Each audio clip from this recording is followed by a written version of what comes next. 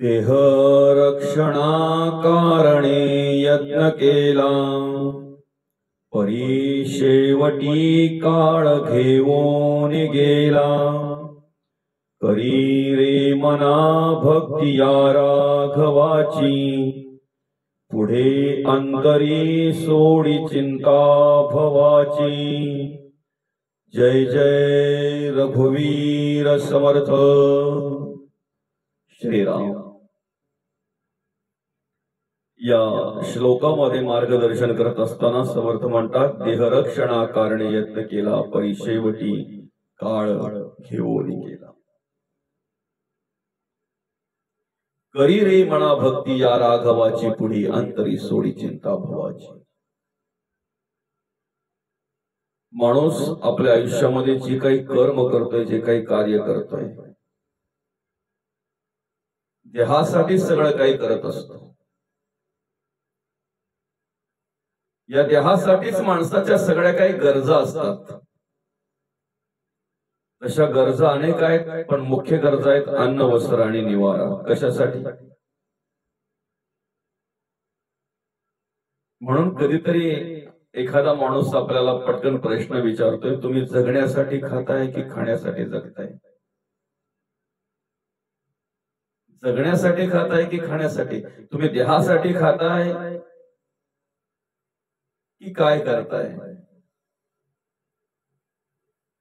खर तर माणसाच्या सगळ्या काही एकंदरीत परिस्थितीचा आपण विचार केला, माणसाच्या सगळ्या वर्तणुकीचा जर आपण विचार केला, तर जे काही मनुष्य करतोय ना, ते देहासाठीच करतोय, देहासाठी करतोय। कमीत कमी ज्या देहासाठी आपण हे सगळं काही करतोय, तो देह आहे कसा? मदाला असा माता देहाची ओळख करून देत असताना, या देहावर उपदेश करत असताना असं म्हणतात, हा देह नाशिवंत मलमूत्राचा बाधा, वरी चर्म घातल रे कृमी कीटकांचा साधा। रव रव दुर्गंधी रे अमंगळ तिचा बाधा, स्मरे त्या हरिहरा शरण जाई गोविंदा। हा देह कसा आहे? या देहाचा भरवसा पुत्र न धरावा ऐसा, मासे मासे म्हणून या बहु दुःखाचा वळसा।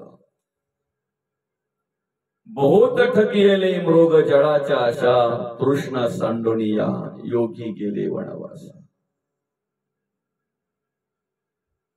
ज्या देहाच्या विश्वासावर आपण सगळं काही कार्य करतोय, हा देह मला शेवटपर्यंत साथ देईल, तो देह कसा आहे? नाशिवंत आहे। म्हणून जगद्गुरु तुकोबा म्हणतात, नाशिवंत देह जाणार सकळ, आयुष्य खातो काळ सावधान। माणसाने प्रत्येक क्षणाला विचार करावा, वेळोवेळी विचार करावा। ज्या पद्धतीने आपल्या संसार प्रपंचाचा विचार मनुष्य करतोय ना, ज्या पद्धतीने फक्त आणि फक्त स्वार्थाचा विचार मनुष्य या ठिकाणी करतोय, त्याला उपदेश करत असताना जगद्गुरु तुकोबा म्हणतात, क्षण क्षणा हाची करावा विचार। कुठला विचार करावा? क्षण क्षणा हाची करावा विचार, तरावया पार भवसिंधू। हा भवसिंधू तरुण जाण्याचा क्षण क्षणा विचार आपण करायला हवा। या जन्म मृत्यूच्या रहाडगड्यातून सुटण्याचा क्षण क्षण आपण विचार करायला हवा।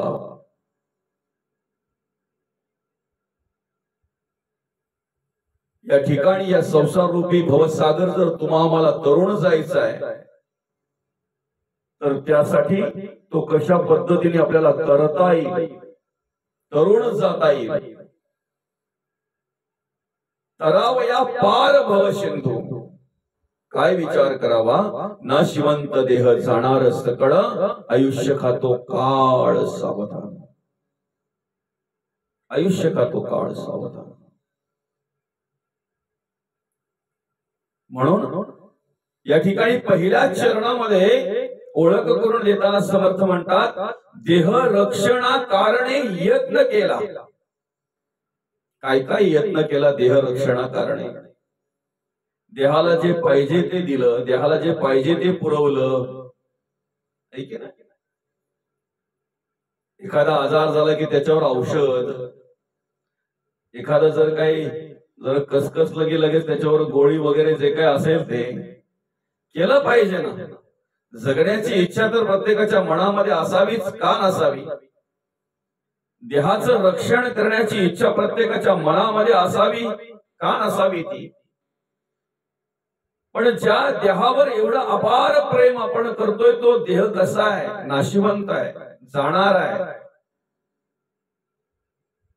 मलमूत्राचा बाधा वरी चर्म घातले रे. चांबडी जर बाजूला केली तर कृमी कीटकांचा सांधा.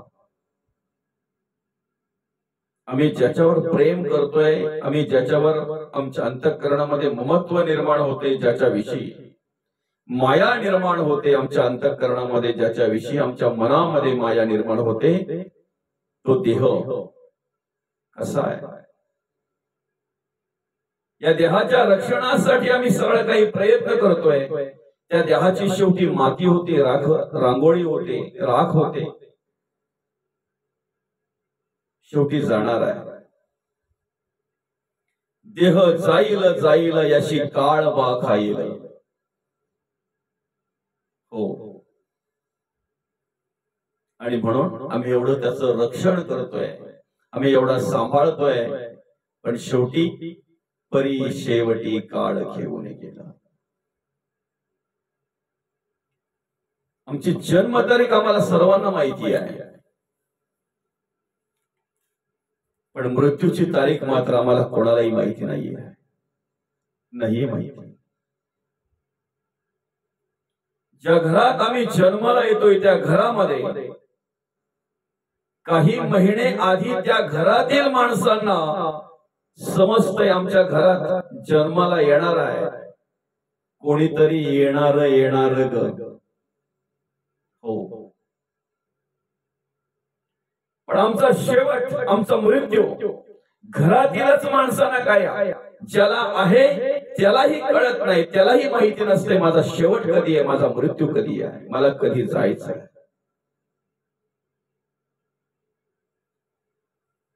कधी कोणाला माहित नाहीये शेवट माझा कधी आहे. पण हे एवढं स्मरणात ठेवलं पाहिजे, जायचं आहे, एक ना एक दिवस जायचं आहे, एवढं स्मरणात ठेवलं पाहिजे. जोपर्यंत तो पोपट आहे, तो पक्षी आहे, तोपर्यंत पिंजऱ्याला किंमत आहे. सोन्याच्या संगतीला चिंधीचं जतन. जुनी पुराणी कपड्याची चिंधी असते, जोपर्यंत सोनं तिच्यामध्ये बांधलेलं आहे तोपर्यंत त्या चिंधीचं जतन केलं जात आहे. एकदा सोनं काढून घेतलं की ती चिंधी गवणीवर जाते, कुठेतरी एखाद्या कचऱ्याच्या ढिगाऱ्यावर पडलेली असते ती चिंधी.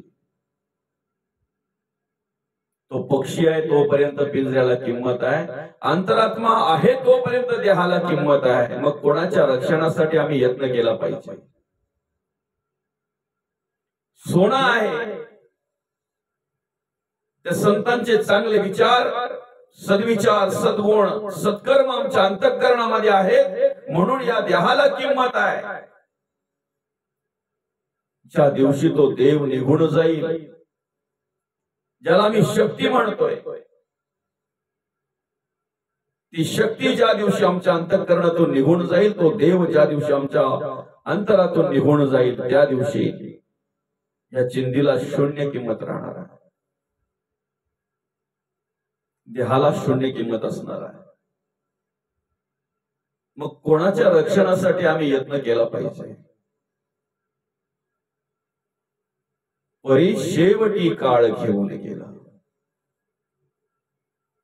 जिथे आम्ही कर्म करतोय ना तिथे बाजूलाच काळ उभा असतोय. या कलियुगामध्ये कलीला कार्य करण्यासाठी, कलीला सहाय्य करण्यासाठी त्या कलीच्या बरोबरच त्या काळाला पाठवलेला आहे. जिथे कली आहे तिथे काळ आहे. त्या काळापासून जर मुक्त व्हायचं आहे, त्याला जाणून घ्यायचं आहे, त्याच्या जबड्यामध्ये जाण्याच्या आधी या देहाचं महत्व आपल्याला जाणून घ्यायचं आहे. हा देह कशासाठी आणलेला आहे, काय करायचं आहे, कुठे जायचं आहे, काय साध्य करायचं आहे, याची ओळख आम्ही घ्यायला हवी, याची जाणीव आम्हाला व्हायला हवी. पण माणसाचं कसं आहे माहितीये का, साप बेडका ते गिळी आणि बेडूक माशा ते कवळी. एखाद्या सापाने बेडकाला पकडावं, बरं का, एखाद्या सापाने बेडकाला पकडावं म्हणजे तो बेडूक अर्धा त्या सापाच्या तोंडात आहे, तरी सुद्धा त्या बेडकाच्या पुढे आलेले मासे तो बेडूक सोडत नाही, ते मासे खात असतो. आता त्याला हेही कळत नाही, जर आखा तो त्या सापाच्या तोंडात आहे, थोड्या वेळात आता सापाच्या पोटात तो बेडूक जाणार आहे, मग सांगा ना बेडकाने खाल्लेल्या माशांचा उपयोग कोणाला होईल? काळाच्या जबड्यात गेलेला माणूस सुद्धा लोभ सोडायला मागत नाही. काळाच्या जबड्यात अडकलेला माणूस सुद्धा काम सोडायला मागत नाही, क्रोध सोडायला मागत नाही, आपला अहंकार, आपला अभिमान, गर्व, ताठा सोडायला मागत नाही. काळाच्या जबड्यात अडकलेला माणूस, सापडलेला माणूस, ही अवस्था आमची आहे. आणि म्हणून या ठिकाणी प्रत्येकाला स्मरण करून देतात समर्थ, परी शेवटी काळ घेऊन जाईल, घेऊन गेला. हे स्मरणात ठेवलं पाहिजे. आपल्याला आपल्या अंतःकरणामध्ये भय निर्माण व्हावं म्हणून नाही, आपल्या अंतःकरणामध्ये भीती निर्माण व्हावी म्हणून समर्थ हे शिकवण मांडत नाही. आपल्याला एक दिवस जायचं आहे ही जाणीव आपल्या अंतःकरणामध्ये निर्माण व्हावी म्हणून, मृत्यूची आपल्याला भीती वाटावी म्हणून समर्थ हा उपदेश करत नाही. मृत्यू आहे हे परत परत आपण आपल्या स्मरणात ठेवायला पाहिजे आणि ते आपल्या स्मरणात राहावं म्हणून या ठिकाणी समर्थ याप्रमाणे आपल्याला उपदेश करतात. परी शेवटी काळ घेऊन गेला. आणि म्हणून जर या आयुष्याचं, देहाचं जर सार्थक करून घ्यायचं आहे तर मग समर्थ म्हणतात अशी जर अवस्था असेल, आम्ही देह रक्षणा करता सगळं काय करतोय तरी सुद्धा जर आम्हाला काळ घेऊन जात असेल तर आम्ही काय करावं? करीरी मना भक्ती या राघवाची, या राघवाची भक्ती करायला हवी. आम्ही या श्रीराम प्रभूंची भक्ती आम्ही करायला हवी, जे प्रत्येक तत्वामध्ये सर्व व्यापी असं ब्रह्म आहे. त्या ब्रह्माला आम्ही भजायला हवं, त्या ब्रह्माचं आम्ही स्मरण करायला हवं, त्या ब्रह्माचं आम्ही नामस्मरण करायला हवं. म्हणून करीरी मना भक्ती या राघवाची. मग ती भक्ती जर आम्ही केली, ते नामस्मरण जर आम्ही केलं, त्या देवाला जर आम्ही आठवलं, त्या देवाचं स्मरण जर आम्ही केलं तर त्याच्यातून आमच्या अंतःकरणामध्ये काय होईल बरं? त्याच्यातून आम्हाला काय प्राप्ती मिळेल बरं? काय मिळेल बरं? त्याच्यातून आम्हाला फळ प्राप्ती. शेवटच्या चरणामध्ये समर्थ म्हणतात पुढे अंतरी सोडी चिंता भावाची. जी आपल्या अंतःकरणामध्ये भीती आहे की नाही, सगळ्यात मोठी भीती जर माणसाच्या अंतःकरणामध्ये कुठली असेल तर ती मृत्यूची भीती आहे. सगळ्यात मोठी भीती. मृत्यूला तोच घाबरतोय ज्याने आपल्या आयुष्यात काहीच केलं नाही.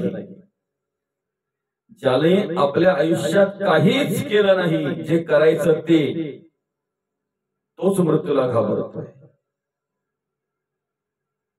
आम्ही कशासाठी आलेलो आहोत, काय करायचंय, कुठे जायचंय, काय साध्य करायचंय हे ज्याला कळलं आणि ते कार्य जो करत आहे, करतोय, धर्माचं, देवाचं आणि देशाचं कार्य जो करतोय, तो मृत्यूला घाबरत नसतो. तो मृत्यूला घाबरत नसतो. म्हणून हे हिंदवी स्वराज्य निर्माण करण्यासाठी, स्वतंत्र मिळवून देण्यासाठी ज्यांनी देशासाठी कार्य केलं तेही आपल्या प्राण जाईल म्हणून घाबरलं नाही. कुठल्याही प्रकारे भय त्यांच्या अंतःकरणामध्ये नव्हतं, भीती त्यांच्या अंतःकरणामध्ये नव्हती. आणि ज्यांनी धर्मासाठी कार्य केलं त्यांनी आपल्या प्राणाचा विचार केला नाही. कुठल्याही प्रकारची भीती त्यांच्याही अंतःकरणामध्ये नव्हती. ती भीती आपल्या अंतःकरणातून जर नष्ट करायची असेल तर पुढच्या श्लोकांमध्ये समर्थांनी उपदेश केलेला आहे, ते आपल्याला श्रवण करायचं आहे आणि करूया. जय जय रघुवीर समर्थ.